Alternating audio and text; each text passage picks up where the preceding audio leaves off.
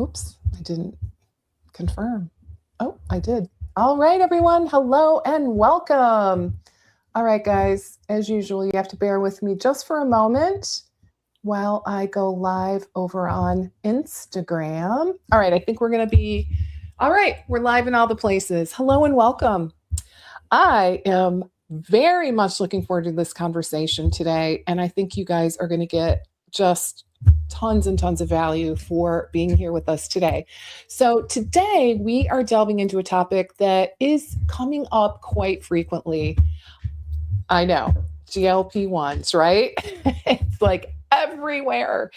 Um, and so, what we're going to talk about today is, because the demand is just blowing up, to say the least, we are going to talk about where you fit in to this puzzle because many practitioners, especially those who are not currently prescribers, tend to feel a little bit stuck, kind of between wanting to help their clients, but of course, we don't want to step out of our scope, right? And create a whole nother headache having to do with compliance. So that's why I'm very excited for our conversation. We're joined by Dr. Jill White. She's a PharmD and also has a background in nutrition, I think a degree in nutrition. And she's going to break down how to add these GLP-1 programs safely, ethically, and in a way that actually supports your business growth without the overwhelm, which is amazing. We're all about that, right? Yes. All right. So welcome. So Dr. Jill, tell us how you got into this area. Yeah, it was actually from personal experience. And isn't it that how most of us in the functional integrative world ended up where we are today? It was from personal experience. Yeah. So I was actually very reluctant. As many of your viewers may be in the nutritionist world, I'm still seeing a lot of reluctancy there. I was also in that camp. I was kind of anti-GLP-1, to be honest with you, initially. Okay. And when I kind of hit rock bottom, like you said, I'm a nutritionist. I was a certified personal trainer. I ate organic. I did all the right things, but I could not get weight off of me. I was struggling so badly. This is over a year ago now. And I hit rock bottom and I was like, okay, maybe I should look into these GLP-1s a little bit more closely. So what I did, instead of seeing all the hype and all the headlines, I actually went to the actual clinical trials. I've been in pharma before in my past life, and I went to the actual clinical trials for the GLP-1s to get approval, and I read them from cover to cover. And what I found was GLP-1s themselves are actually not a bad molecule. They get a bad rap because of mismanagement. So I gave it a chance and I started using one myself, and I was taken aback. I mean, I was literally speechless at the results and the positive health benefits that I was getting. And of course, being a helper, like wanting to help people, that's what we do. I was like, I have to help people use these correctly. That was my mission. That was my goal. And I am used to working with providers in pharma. I train MDs, PharmDs, PhDs. And I said, instead of just helping 10 clients or 20 clients, let me help practitioners bring it to their 10, 20, 30 clients. And then I'm actually able to help hundreds of people with using peptides correctly, because using peptides, using GLP-1s appropriately became my passion. And so that's how I ended up here, to help people offer peptides to their clients. Fascinating. So I am a little bit curious about, what are you seeing that is, because you use the word use them correctly. Can you talk a little bit about the flip side of, shall we say, incorrectly? Yeah, what does that look like? Exactly. And that is what I think, that's when you see it in the headlines. That's when you see it in the news, is all of the people using them incorrectly. So what that would look like is not having enough protein, losing muscle mass, not strength training, or even further than that, upping dosing when they shouldn't be. We're not robots. We don't need to go increase dose just because the calendar says it's time to increase dose. If they're still working, if your appetite is still suppressed, if they're still getting those anti-inflammatory effects, there is absolutely no reason to continue increasing dose. But that's why people can't eat, they can't drink, they lose all the muscle mass, they become dehydrated, they have renal failure because they are literally just getting pushed forward on dosing and not being individualized and optimized at an appropriate dosing level. What I have found personally and working with a lot of other clients is that schedule is pushing people so fast, so far too fast, basically. We can get so much more benefit by staying at those lower doses of the GLP-1s. And that is really how you can use it correctly, optimizing protein, having strength training, and not pushing those doses up so quickly. Okay. So are you now, you're now teaching practitioners how to optimize the GLP-1s for their own patients. Is that right? Right, exactly. I partner with practitioners who are, like I said, non-prescribers, and not only help them learn how to do it, but we actually basically run peptide businesses for them outside of their clients. So we have nutritionist clients, and they can offer them in their services. We help them integrate GLP-1s and other peptides into their actual services. Okay. And then we do the peptide part. So they stay in their lane.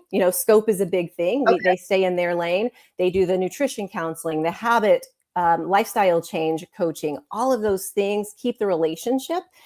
And I become Dr. Jill, their peptide partner, and help their clients use GLP-1s appropriately, but inside our practitioners' practice. I see. Interesting. So why are so many of our, nutritionists, RDs, health coaches interested in this whole area? I mean, of course, demand, like it's skyrocketed, but in the same token, what is also holding them back? Is it the scope fear? Yeah, you hit the nail on the head. It is not just interest at this point, right? It is pressure. Their clients are seeing them everywhere. We're all seeing them everywhere. And it is like patients and clients, they're asking about GLP-1s. They're doing the things, they're listening to the nutrition, they're counting maybe their macros, they're trying to succeed, but they look over here and they can see people with what they feel like is cheating, which that's a whole nother topic that I can go into, using these injections and having amazing results. And so they're asking their clinicians about them. What do you think about them? Should I try them? And so they're having this really pressure to be able to offer it somehow so they don't feel like their clients are going to slip away or go look for help elsewhere, right? And so I think what's really holding them back is, to your point, the compliance, the scope, and even the sourcing, because that's a whole other area we can go into, is all the different types of sourcing that we can get for peptides. And so because of those, they're very hesitant about offering or using GLP-1s with their clients. I see. So let's get back to the mistakes. Are there any other mistakes? You mentioned dosing, pushing too high, maybe too high, too fast. But when we try to integrate the peptides into one's business, what are some of those common errors that you're seeing?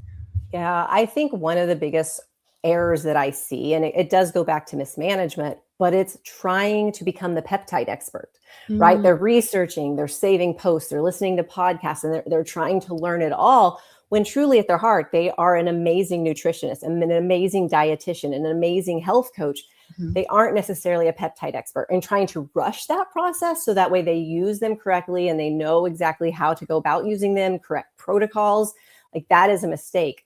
The best thing to do, or so then they end up in just like the research phase, right? Like they just stay, okay, I'm going to look into it. I'm going to think about it. I might add it. And then months go by, time goes by, and either they don't add it, or they finally find a way that they think they figured out.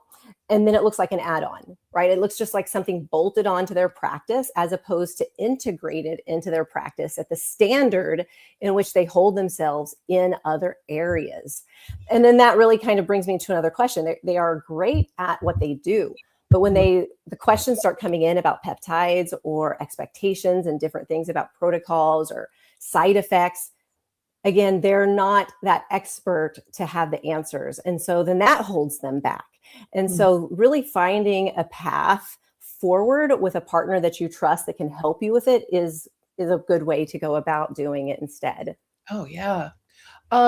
So, yeah, tell us a little bit about how that works. How can non-prescribing practitioners, of course, ethically, compliantly offer peptides and peptide support without, obviously, if we can't prescribe, we can't prescribe, right? I would be Right. one of those people. So tell us how that works. Absolutely. I would say the first thing I want to preface, and I would be remiss if I didn't mention that the way not to do it is to go to the gray market, is to go to peptides.com or whatever it is and look for the little vials of lyophilized powder and the bacteriostatic water, and then your clients in their kitchen trying to mix that Sounds correctly awful. themselves, right? Like exactly. That is definitely not the way. So I just want to put that out there Okay. right now. That's not the way we're going to do it. You're going to work with, there are a few businesses out there that now will help you add peptides to your practice. There Okay. are referral routes. So there are places where you can refer a client. The problem with that is that it does become disjointed and it's not part of your practice anymore. And then you have like something that we do, like I mentioned, we help practitioners actually integrate peptides into their actual services and offerings. So we have our medical directors set up. They really work through me. I'm kind of the liaison, and I Okay. help them with the protocols and with the peptides. Our practitioner, our doctor actually then prescribes it. We work with 503A pharmacies across the United States, and people get peptides delivered to their door, the GLP-1s delivered to their door. And then my company, Innovate Wellness, continues on with the education. I think I mentioned earlier, I'm a certified personal trainer as well. And so I actually do group coaching to answer any specific peptide questions, et cetera. And that keeps our nutritionists, dietitians in their scope and in their lane and within compliance. And so it kind of takes that headache off of them without it looking disjointed, without it looking like an add-on. Okay. So can you tell us a little bit about what the structured partnership looks like, kind of under the hood, so to speak? Yeah, absolutely. So from the outside, it should feel simple, right? Like it should be seamless. And from the inside, I kind of mentioned like we handle a lot of things for our clients. There's a clear path when a client wants to get started. There's education, so they understand why they're doing and or what they're doing and why they're doing it. And that's very important. As we all know, human nature, if we know the why behind things, we're much more likely to be compliant and to continue on.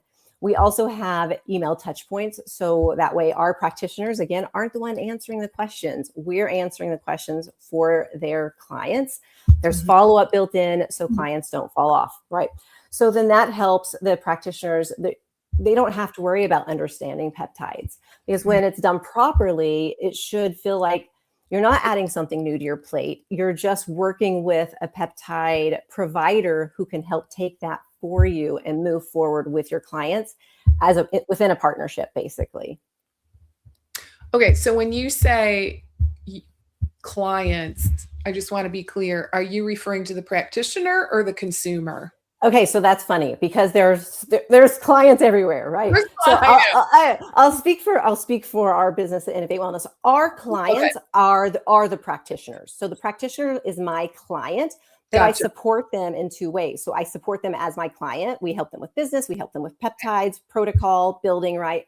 And then we support them by supporting their clients. And so that's when we do the education to their clients. But I always like to point out they are never my clients. They are always our practitioner clients. Okay. And we're just supporting them. We don't ever take money from them, right? Like we are there as a supportive sideline. But yes, so there's different levels of clients, right? Yeah, there's consumer facing, and of course, your main client would include non-prescribing practitioners. Yes, you got it. And would that be coaches as well? Absolutely. Okay. Absolutely. So that's the beautiful thing. We work with all kinds of service providers, right? If you add value to someone's life, we can help you add peptides to that value. Okay. Very cool. This is really quite fascinating. I gotta admit, I didn't know this was a thing. So this is brand new to me. Yeah, I kind of think I invented it last year. I kind of brought it on, and I'll be honest, I have seen other businesses, like I mentioned earlier, kind of doing similar things. I haven't seen anyone do exactly what we do as far as the education to the end user client, et cetera. But I always say, why would you want a marketing company helping you with that and not a peptide focused pharmacist helping you with that? You know what I mean? Oh gosh, I would not. No, Right. Do not hire an agency. Right. Don't hire a gym bro that put together some peptide education. No, do not. That's a big no. Okay, so let's talk a little bit about the revenue side. You really got me curious here. So tell us a little bit about how adding peptides into one's practice is going to potentially help them increase their revenue while not leading to burnout, shall we say, right? Exactly. That was kind of our premise in our opening is, without like drowning you with extra work. Absolutely. Exactly. When peptides are integrated well, like I mentioned earlier, it's not about adding more sessions. It's not about adding more hours. It's about giving your clients these higher level solutions that don't take more of your time. And so when a client gets a better result, because I'll be honest, and we can talk a little bit more about the science or the GLP-1s in a minute as well, but they will get better results. It will be easier for them. Let's just be honest. It is. They're amazing tools. And I like to think of that about GLP-1s as a tool to help all of the nutrition education and different things that we teach our clients. But clients stay longer. They get better results. They have more referrals, right? And they basically make you more of a more important part of their overall care. And that's what we see with the clients that we have, our practitioners, is when they have these GLP-1 programs.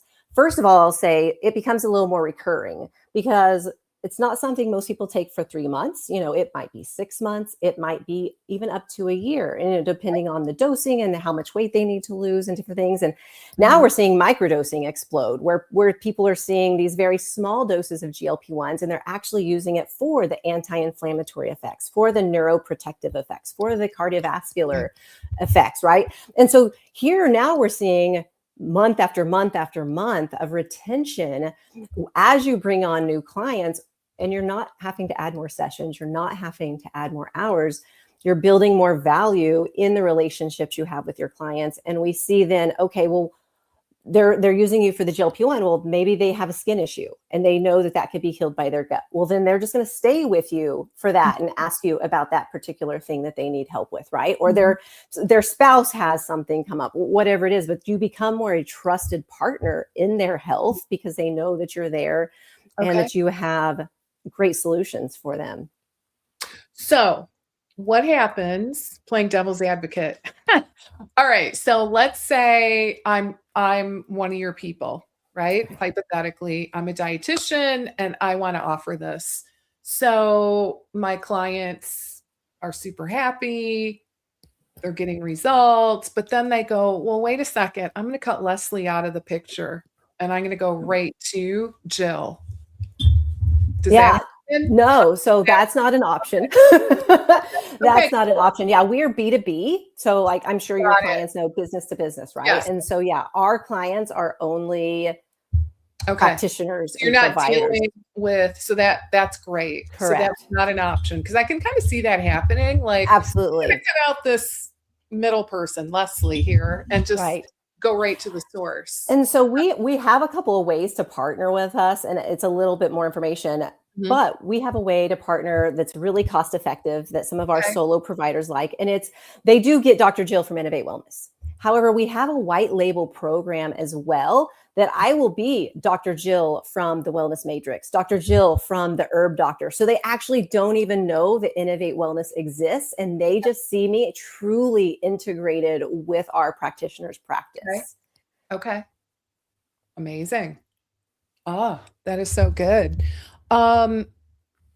So how can someone get started? I mean, I have like so many questions in between, but trying to stay on task here in terms of the, more or less the business side of this opportunity for our practitioners and coaches. So how does it work? Someone who's curious about adding this service into their practice, into their nutrition practice, coaching whatever the case may be.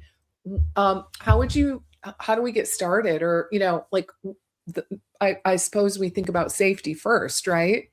Exactly, exactly. So and I say the safest way to get started is not to overthink it. Don't try to Okay. become that peptide expert. Okay. Find a prescribing pathway that you trust and that can grow with you and can help educate you along the way. And then that way you're not waiting, like we mentioned, for months or Okay. years or never to actually be able to help your clients with these tools. Okay. Okay. So, I'm curious if you don't mind if we can kind of go a little bit back, Absolutely. because I just have so many questions about this. So, what are you seeing in terms of, like you mentioned, what are the reasons people go off? And tell me if this is what you're seeing in real Okay. life. Doing a little bit of research Mhm. on this, actually coming from pharma as well, got me really curious. How long are like I read, let me just get to the point. I Okay. read that within a year, people come off, but maybe that's old news, you know? I think Maybe it varies. okay, I think that people will be at their goal weight within a year. okay, And I always recommend staying on for several months at least to help your body because your body will come up with a new set point. And that is the goal, right? The goal okay, is to help our brains. And that's another thing. Like GLP-1s, we know also work in the brain. They're actually being studied for addiction and neuroprotection, right? All these different things. okay, They can help the body get a new set point, which is so important and powerful to our clients. But even more than that, as I was mentioning, microdosing mhm, is so popular. Zero weight loss needs, right? Like, so someone cannot need to lose any weight at all as long as they're at a healthy BMI and mhm, use a GLP-1 long term. I mean, years. They were actually designed to stay on for years, actually, okay, So there's no worries about that. And I always like to remind people because it feels so new. It feels like this new science. But the first GLP-1 was approved in 2005. okay, So we have over 20 years of data and use with GLP-1s in the general population and the diabetic population specifically. Of course, they are more recently approved for weight loss, et cetera. But we definitely have GLP-1 science. And so we don't really need to have all the fears that perhaps media can put out there about GLP-1s. But yeah, so microdose, people will use microdose literally at this point, who knows how long, right? okay, Because it is kind of a newer thing to start using it for those anti-inflammatory effects, et cetera. I But see. yeah, definitely for weight loss, they'll hit their goal, depending on obviously how much they need to lose and which Yeah, peptide. But I would say easily within 8, 9, 10 months to a okay, year. So I'll go back. I'll be very transparent. Anyone that knows me and is in my world knows that I'm nothing but transparent. But I have lost 55 pounds. oh my I have god, lost 55 pounds I started last July. So almost a year. I mhm, lost most of the weight several months ago. I haven't increased ever to the highest dose okay, ever. And I have followed my own advice, right? Like I go very slow, minimum effective dose. And I listen to my body. I'm learning better. I had food noise. I thought that was a made up thing. I kind of didn't really understand food noise oh, until I some started GLP-1 and I was like, I didn't it's know that was gone. a thing. Okay, okay. Yeah. So, okay. So here's a question, maybe Yes. only you can answer. All right. So I'm just so curious about the mechanism of action. Is it okay? So obviously, we have a reduction of appetite, we have delayed motility, right? And Yes. you correct me Mhm. if I'm off at all, because I certainly am not an expert. Um, we have a reduction, or shall we say, a smoothing out or a leveling out of blood sugar, right? Because that's what these things are originally made for. So, and we're gonna most likely consume, what would you say? How many calories do you think people are eating?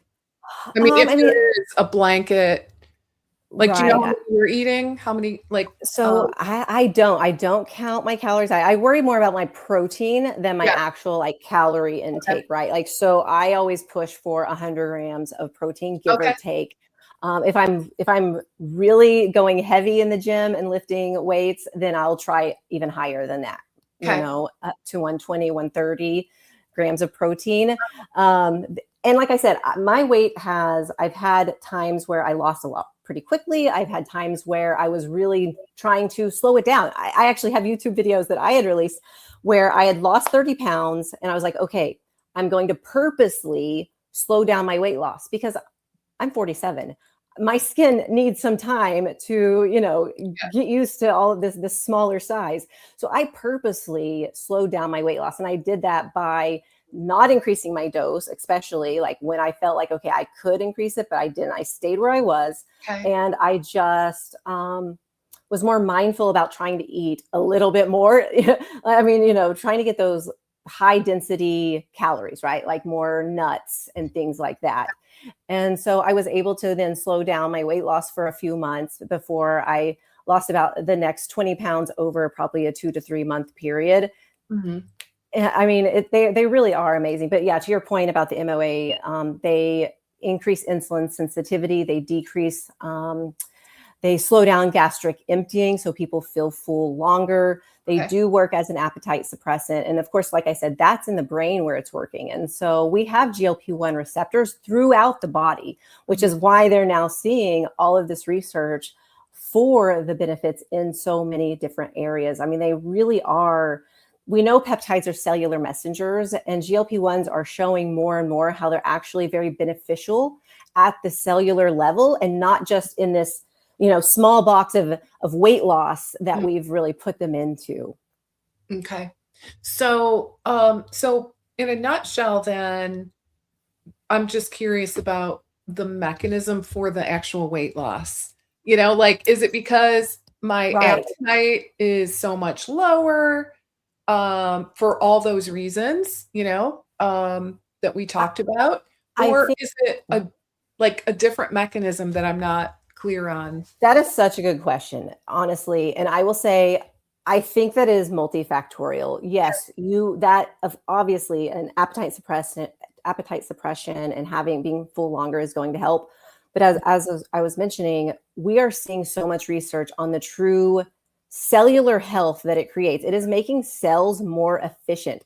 Mm, And because of that, our bodies are just able to run better. They're able to run the way they were meant to run. And I mean, people have more energy, they're mm, able to do more things. And it's kind of like anyone, you start losing a little bit weight and then suddenly you're like, oh, maybe I do want to go for that walk. Or maybe you're more active and able. So I think it's definitely multifactorial. I do not believe it's purely appetite suppression. okay. Absolutely not. I definitely think there are other mechanisms, which kind of brings me to another point. If we've talked a little bit about the science of subcutaneous injections versus the oral pills that are Oh, coming I'm out. so glad you brought that up. Yeah. Yes. So Uh, I am not, I'm still, I don't think the science is there with the orals. I do okay. believe that we still need the injectables. And the reason is, as I was just mentioning, yes, you could take a GLP-1 pill and you flip on the GLP-1 switch, right? In that one spot on that one thing. Mhm. When we look at the subcutaneous use, we are doing so many things on the cellular level that we're not able to emulate through just oral absorption of these peptides. And so I think at this time, people are best benefited to get all of the other effects through the sub-Q, where yes, they Mhm. may be able to do studies, they may be able to replicate the weight loss, but then I do believe, to your point, that it is much more leaning on those appetite Mhm. suppression, gastric emptying. I think it's leaning on that and not the full scope of the cellular improvements that we can see with the injections. Okay. Um, so people with eating disorders, tell me Not if good candidates. Yeah, not I good know, right? candidates. Right. Yeah. Like, are there criteria? Like, okay, let's just say someone like me. I'm I think a pound below my ideal body weight. So I'm lucky. But let me just point out, I work for it. Just saying, Right. I work for it. Um, But let's say I came to you and I was like, yeah, I want to try one. I want to try GLP-1. And I tell you it's because I want to reduce inflammation or something, like what would you say to someone like myself? That's a great question. And I would say that if your BMI is over 19, then you are a candidate Okay. for the microdose. You are not a candidate. I mean, like I said, my goal is to help people use them correctly, right? Like people Right. can't come to me needing to lose the last 10 pounds and want weight loss dosing. It's not going to work. You need a BMI or a history of a BMI greater than 30 to qualify for the weight loss dosing. But anyone with a BMI greater than 19, which puts us in that healthy BMI range, they qualify for the microdose. Oh, okay. Yeah. All right. So is there, okay, so above 19, wait, Correct. what did you say? Above 19 or greater, yes. 19 or greater. Okay. Yes. And of So- course, as you mentioned, without eating disorder history. Yes. Yes. I'm sure. What a nightmare that would be, Right. right? Oh my gosh. Ooh. Okay. So interesting. So I want to ask okay. So we see like all the scary, very scary, like, and I'm just wondering, is this just the media hyping up all those really scary potential side effects? I mean, That's obviously there's a risk. There's a risk with everything, right? But the media or the stuff that I've read kind of makes it sound really frightening. I know. And I don't understand. I really don't understand their goal behind it, to be honest with you, because like I mentioned at the beginning, I was very against them, but I had only I had done zero research. I'll just say I had just seen, to your point, what the media is putting out, all the things that make the news on the Facebook scroll, right? Like those, and I was really against them. I mean, to the point where I had made posts about them. Like, so like I said, I resonate with some of your audience who might be very against them still, because that's all they're seeing and that's all they're reading. But when I went to the literature, I saw differently. But I don't understand why the media is putting this out. I'm not sure. That's such a great question. I don't want to be conspiracy theorist because I do truly believe that there are a lot of health benefits to them. I'm just curious if that's part of why, like they don't want everyone getting all of these health benefits from them. I'm not sure, but I can only speculate. Yeah. Okay. So for practitioners, now I just want to kind of ask a little bit about if this is an area you want to just delve into for a moment. I'm always looking at like, where's our marketing opportunity, because this has really changed the landscape for so many practitioners who do anything with weight management. Okay. I mean, as you can imagine, it just flipped everything upside down. So, so let's just, if you can kind of walk through this with me, I like to try to think of like the patient types. So patient type 1 would be someone that wants to do a GLP-1, in which case, if I'm a practitioner that cannot prescribe, I would reach out to Dr. Jill and find out about her program, and I would add that to my practice. And the way this is sounding, I think that sounds like a great option.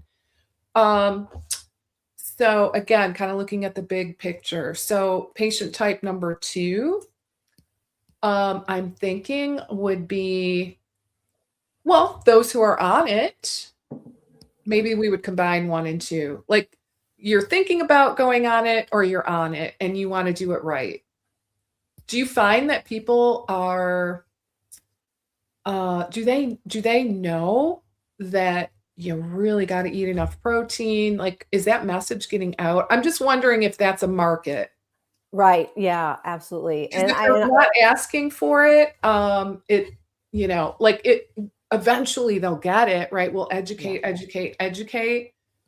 But if they're not asking for it right now, that's going to be kind of like pushing a boulder up a mountain, right? At least short term. Right, exactly. And to your point, kind of coming back before that, I always tell nutritionists and dietitians and people, health coaches, peptides are the future. They really are. And I do truly believe that if you don't have the ability to offer them, it's going to be an uphill battle for your practice because people are going to become more and more, less and less hesitant, right? Like clients are going to become more comfortable using them the more they're in the news, the more they see them, the more they see other people have the results. So yes, I do agree with you that client type 1, 2, they're either asking about them or they're already on them. Absolutely. And we do have practitioner clients come to us and transfer. They have clients who were referred elsewhere and now they bring them in-house and they're able to help them with their GLP-1s. Okay. And so to your point, using them correctly. So that's why we partner with our practitioners, and the practitioners are doing the coaching and the habit, the one-on-ones or the group coaching, whatever they're doing. But we also send out those email touch points talking about lifestyle, about protein, about strength training, about daily walking. Because to your point, I really believe, the more you throw at the person, eventually some of it sticks. They see it coming from all of these different angles and they realize, okay, this must be important. Something to this. Exactly. Okay. So then I guess the third bucket would potentially be people who are on it but want to come off. Right. Yeah. Or, maybe they're for a variety of reasons. Maybe their insurance ran out. Maybe they are just sick of it. They don't want to keep doing the injections, or they met their goal. Right. Yeah, absolutely. And we do have, it's funny, if we have people whose insurance changed. And so they actually are in bucket 1 or 2, their insurance changes. You just reminded me of it. Their insurance no longer covers it. It's going to be $1,000 a month. So then they come over to us and look for the compounded GLP-1. But yes, so people wanting to come off of it over time. I'll be honest, we haven't actually had clients ready to come off yet. Like they will literally usually continue to lower their dose, get to about where the microdose is. And many people feel so good on it. They prefer to stay on the microdose. But I always say, and because when I get that question, do I have to be on it forever? Because that can feel daunting. And I say that it's a great, we can wean you off, you get off, no problem. But it's a great tool to have in your back pocket that okay, pick a weight. If I hit that weight, I know a great tool that will help me get this back off so I don't continue to regain weight. Okay, well, that's interesting. So bucket number 3, the people wanting to come off, isn't as big as I would have thought. Right. Yeah. It's really, so far it's not. I think because of microdosing. I think it's because of microdosing. And I think that bucket may grow over time because if we think about it, compounded GLP-1s and access to them for the vast majority of the population is maybe 18 months old or so, right? Like, so people may eventually get to the point where they're ready to start coming off here in the next 6 months to a year. We'll see that first batch of people who started. But yeah, that will be really interesting to see how that goes. Really interesting. Oops. So what I want to do, I believe you have a downloadable asset. Yes, it's actually a quiz. So it's a quiz. It's a quiz that your practitioners can take. So it's like, I believe it's 10 questions. It takes just a couple of minutes and it will ask them different questions and help to see what it would take. They'll get a downloadable report afterwards to basically diagnose where their practice is in the realm of being ready to offer peptides to their clients. Okay, amazing.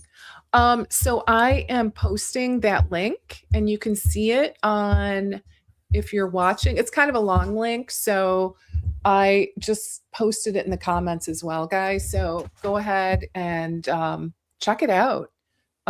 It's the innovatewellness.kartra.com.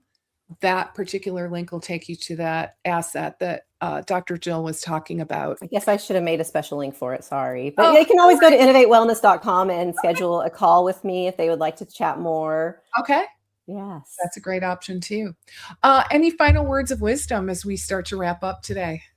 I think I would just encourage practitioners, especially the ones who are either on the fence or still kind of leery about GLP-1s, to really do their own due diligence, do some actual research. Don't just look to see what we're seeing in the media and in the headlines, because they could be doing a disservice to their clients by not being open-minded to them. I really did feel regretful after I came into the understanding of the true science behind them. I felt bad. I honestly felt bad if I would have detracted anyone from using them previously with anything that I said negative about them. So I would just recommend people to really do the research, dig in, and don't just go by what you hear and see. Okay. I love that. And your website is innovatewellness.com. Is that right? Correct. Yes. Okay. Innovatewellness.com. So, yeah, go check out Dr. Jill's work. And honestly, this has me thinking. It's got my wheels turning in a big way. So what's funny is we have people that will join and they save money on peptides because we of course have very good prescription prices. They Okay. save money if their wife or their husband or their mom wants peptides. Yeah, it's a great idea. Interesting. All right. Well, I am definitely going to learn more myself. So again, innovatewellness.com, or you can look for the link that I just posted in the comments and access Dr. Jill's material that way. Yeah. All right, everyone. Great conversation. My mind is blown officially.